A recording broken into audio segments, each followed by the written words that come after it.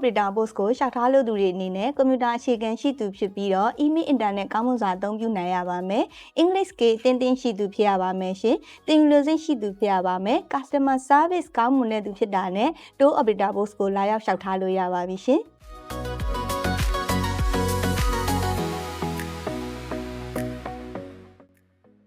International ticketing staff ဆောက်ထားလို့သူများအနေဖြင့်ကွန်ပျူတာအခြေခံရှိသူဖြစ်ရပါမယ်။ GDS system 3မျိုးအသုံးပြုနိုင်သူဖြစ်ရပါမယ်။တင်ယူလိုစိတ်ရှိပြီးတင်းဝါနဲ့အလုံးလုံးနိုင်သူဖြစ်တဲ့ဆိုတာနဲ့ Nice Fair Travel ရဲ့ International ticketing staff ကိုဆောက်ထားနိုင်ပါပြီရှင်။